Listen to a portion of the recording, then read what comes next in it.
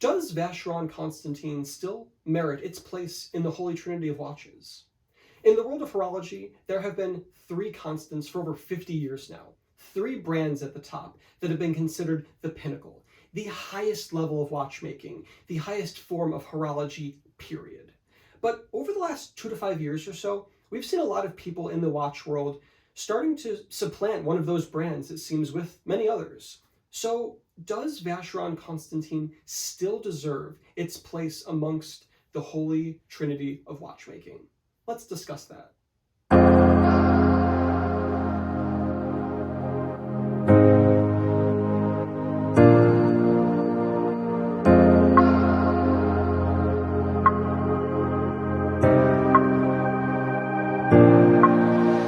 To start this discussion, we need to touch upon what the Holy Trinity actually is.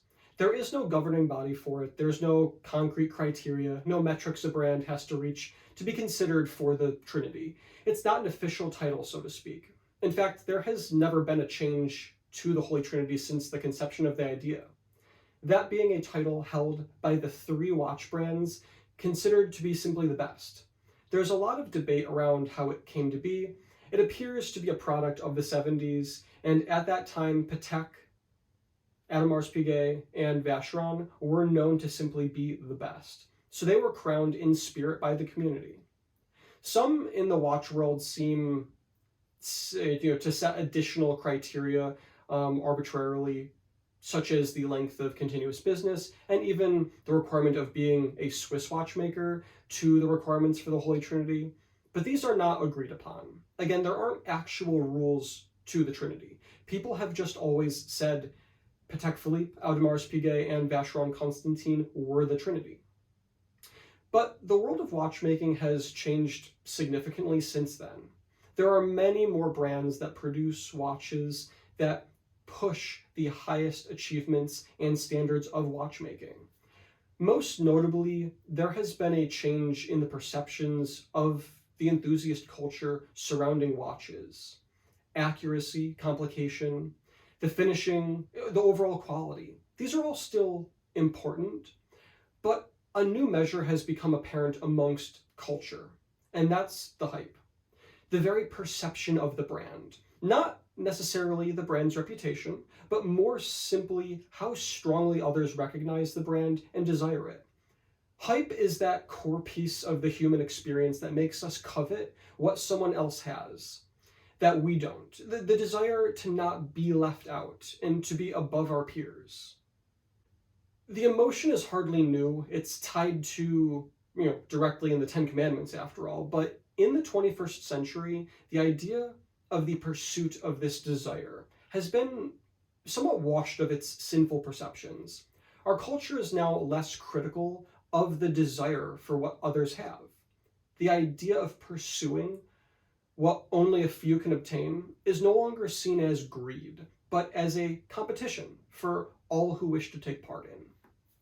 This has led to certain items, usually tied to substantial monetary value or to extreme exclusivity, to be highly sought after by a significant portion of a community, with the perceived belief that being one to obtain this item or object of everyone's fixations, that they have then fairly demonstrated their own superiority over the average person in that community or their membership into the highest social class. Materialistic pursuit, class systems, power, wealth, these again are hardly new concepts. They are fundamental parts of the human condition, whether we like it or not. Hype culture just takes these previously sinfully labeled aspects of humanity and relabels them without nearly as much of the harmful stigma around them. We now are more willing to accept that someone else wanting something makes us want it more. So we now more honestly measure an item's value by how many other people are pursuing it. And this has become heavily relevant to the watch industry. People are willing to pay a lot more for an objectively inferior product simply based on others' perceptions. So what if the product that has more hype surrounding it also objectively compares to its competition? What if a watchmaker produces a product on par with Vacheron, but with significantly more hype surrounding it? In the past, there really weren't any watchmakers that could compete directly with any member of the Holy Trinity, really. So the Trinity went undisputed. But that's not the case anymore. There are several brands that produce watches that can go and compete with those of the Holy Trinity. But Patek and AP, in addition to their masterwork watchmaking, are at the center of this hype. But Vacheron isn't. Mostly due to their marketing and brand strategy, Vacheron isn't talked about like its peers in the Trinity are. Vacheron have had some hype around them for sure, specifically their gold, blue dialed overseas collection, but not anywhere near as much as some of the competitors have had seen in the Trinity. Essentially those that some people are replacing Vacheron with in the Trinity. So who can compete with Vacheron? What are the brands that are up for the title, so to speak? The first brand that comes to anyone's mind, and the watchmaker that carries more hype than any other brand in existence, is, of course, Rolex. And Rolex certainly makes a fantastic watch, but their watchmaking is different. Rolex doesn't make grand complications, pushing the envelope of watchmaking. No, they make luxury tool watches. They're durable, they're usable, and more recently, they're weighted down with assorted precious metals and gems. But objectively, it's hard to call what Rolex does high horology. Rolex themselves, especially after this past Watches and Wonders in 2024, seems all too aware of this, and appears to be attempting to steadily swim upstream, so to speak.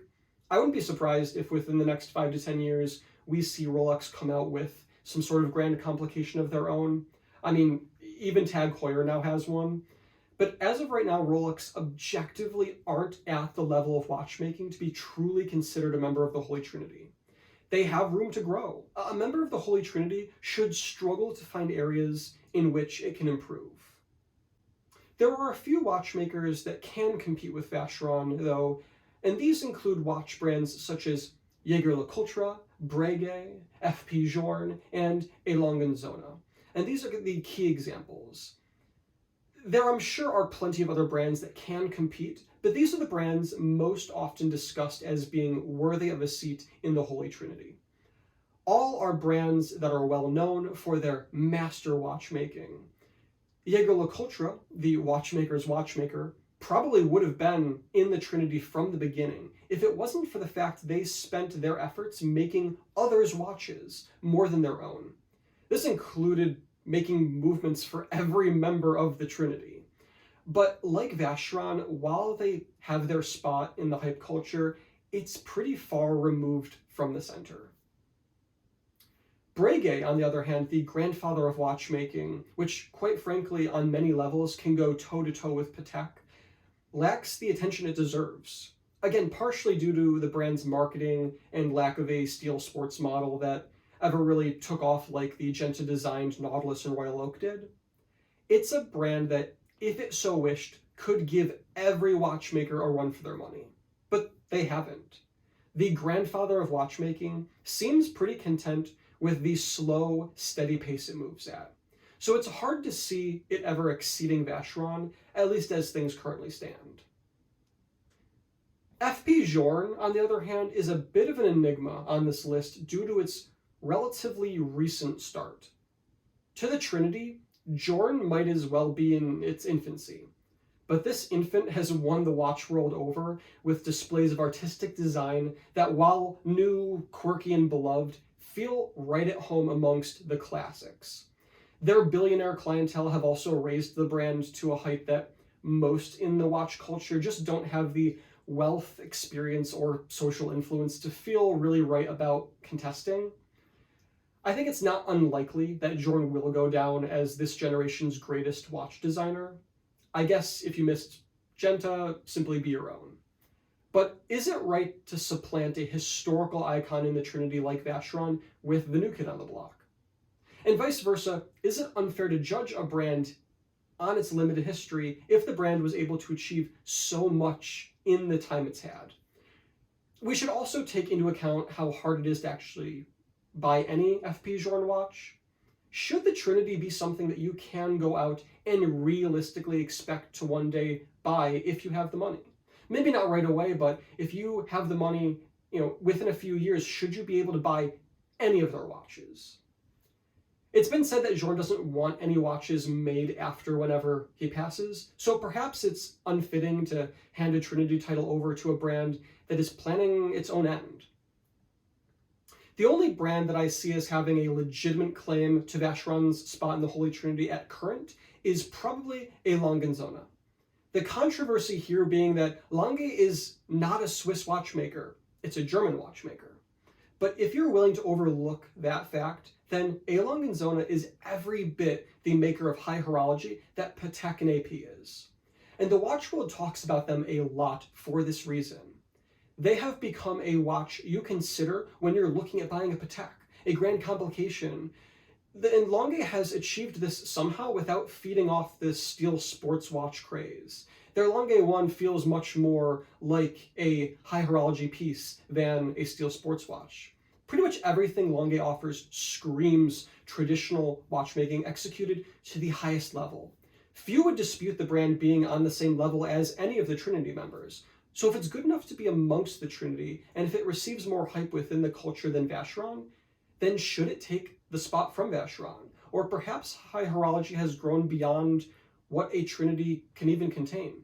Perhaps we've entered a generation where the pinnacle of watchmaking is no longer a Trinity. Perhaps now it's closer to a quintet.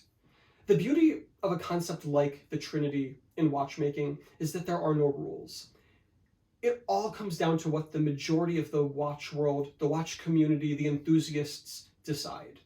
And we are seeing more and more that Vacheron is being replaced on those lists of what the Holy Trinity is. If the brand doesn't do something soon, it will likely lose its status as a member of the Holy Trinity. All that's uncertain is who the community is going to replace them with.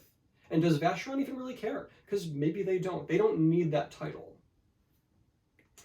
Either way, thank you so much for watching. Remember, this is a discussion, not a statement. So please, we want to hear what you have to say.